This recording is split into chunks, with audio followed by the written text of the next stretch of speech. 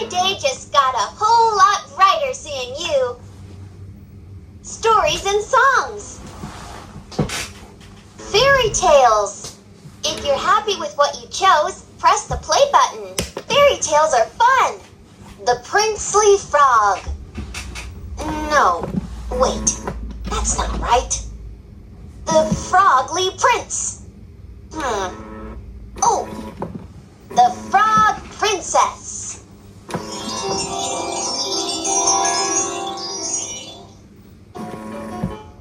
Once upon a time, on a beautiful autumn afternoon, a young prince put on his cape and boots and went out to take a walk in the woods. Did you ever notice how so many stories take place in the woods? I wonder why that is. When he came to a cool spring of water, he sat down to rest for a while.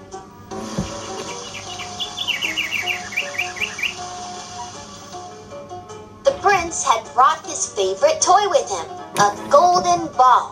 He was always tossing it up into the air and catching it again as it fell. Up into the air and back down. Up into the air and down. Up and down. You get the idea. He was pretty good at it since he practiced so often. Well, after a while, he threw it up so high that he missed catching it. Whoops! The ball bounced away and rolled along the ground until at last it fell down into the water.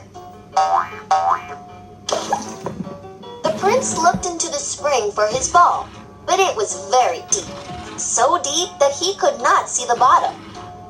He became sad and said, "Ah, drats! If only I could get my golden ball again, I would give all my fine clothes and jewels and everything that I have in the world."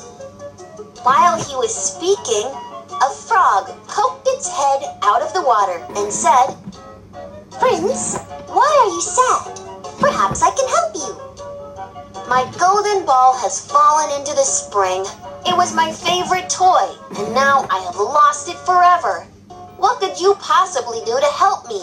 the prince responded. The frog said, I could maybe get you your ball. I am a frog that can swim after all, silly. But I would need a favor in return.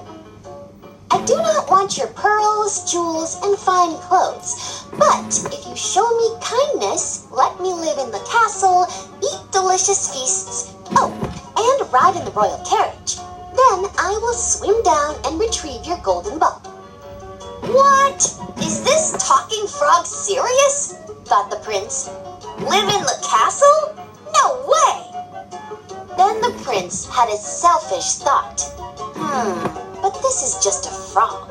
It could surely never make it all the way to the castle by itself, but if it can fetch my ball, I will just tell it what it wants to hear. So he said to the frog, "Okay, if you return my golden ball to me, I promise I will do all that you have asked." With the prince's word, the frog dove headfirst deep under the water. After a little while, it came up again with the ball in its mouth and threw it to the edge of the spring.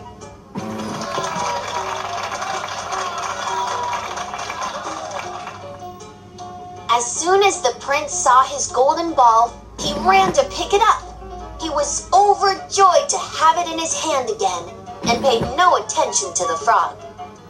He didn't even say thank you. You would think a prince would have better manners.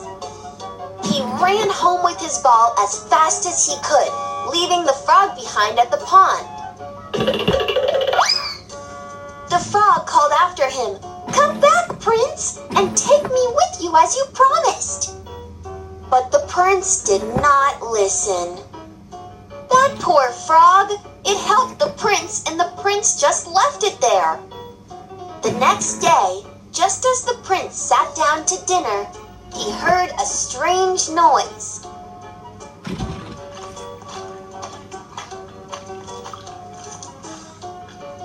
Tap, tap, splash, splash. It sounded like something was coming up the marble front steps. Then there was a gentle knock at the door, and a strange little voice cried out, "Open the door, my prince dear. Open it for your friend here. Remember the promise you made to me before I saved your ball for thee?" You don't think? It couldn't be. The prince ran to the door and opened it, and there he saw the frog. "Impossible!" yelled the prince. At this sight, he was sadly frightened. He slammed the door as fast as he could and hurried back to his seat. His father, the king, saw that he was frightened. "What is wrong, my son?" the king asked. "There is a slimy frog at the door," he said. "It lifted my golden ball out of the spring yesterday, and I told it it could live in the castle. I did not think it would ever be able to get out of the pond, but there it is at the door, and it wants to come in." While he was speaking, the frog knocked again and said, "Open the door, my prince dear. Open it for your friend here. Remember the promise you made to me before I saved your ball for thee?" Then the king said to the young prince, "If you gave your word, you must keep your promise. Go and let it in." The prince did what his father told him to do and let the frog in. The frog hopped into the room and went straight ahead to the table and waited next to the prince's chair. "Please lift me onto this chair," the frog said to the prince, "and let me sit beside you." "Blah!" the prince muttered. But the king looked at him sternly, and so he did as the frog requested. "Thank you," said the frog. It turns out it was a very polite frog. "Please, prince, put your plate closer to me so that I may eat from it," the frog said. "Blah!" again said the prince, but the prince still did as it requested. When the frog had eaten as much as it could, it said, "Thank you, thank you.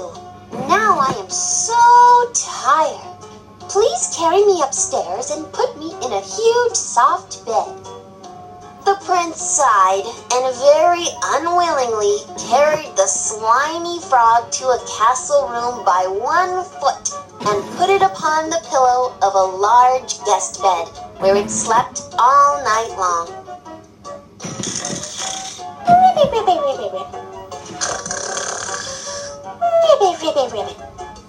As soon as the sun rose, the frog jumped up, hopped downstairs, and left the castle.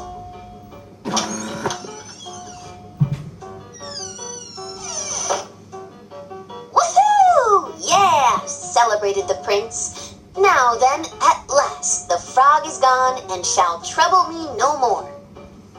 But he was mistaken, for when night came again, he heard the same tapping at the door. "Open the door, my prince dear. Open it for your friend here. Remember the promise you made to me before I saved your ball for thee?" When the prince opened the door, yep, you guessed it, it was the frog. The frog came in, and same as before, it ate from his plate, and it slept upon the pillow in the large guest bed until morning. And on the 3rd night, it did the same. And on the 4th, and on the 5th. But by the 5th night, the prince had grown fond of the frog and its company, and had become grateful of his father's lesson to keep his word. He went to sleep happy at the thought of more nights to come with his unlikely friend. When the prince awoke on the following morning, he was astonished to see, instead of the frog, a beautiful princess.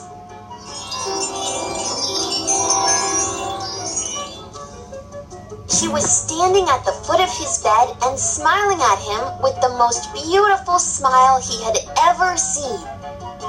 What? The slimy frog was really a beautiful princess the whole time? Can you believe it? She told him she had been enchanted by a spiteful fairy who had changed her into a frog. She had been cursed to remain a frog until a prince would show her kindness by letting her live in his castle, eat from his plate, and sleep upon a big soft bed for 5 nights. You have broken the fairy's cruel charm with your kindness. I hope you will come with me to my mother's kingdom, where she will be so grateful that you helped me. We will be friends always, and I will be grateful to you for as long as I live. The young prince did not take long to say yes to all this, and soon a sparkling coach arrived with 8 beautiful horses, decked with plumes of feathers and a golden harness.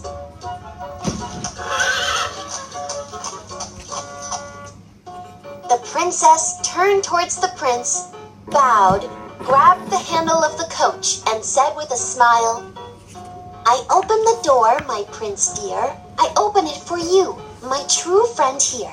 You fulfilled the promise you made to me before I saved your ball for thee. The prince smiled.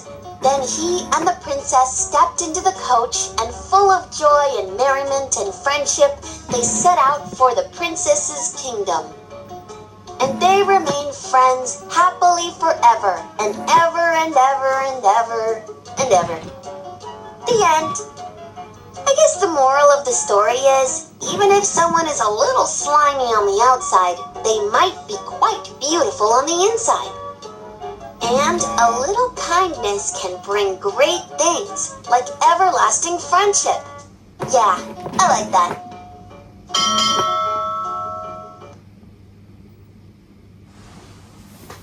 Time to rest.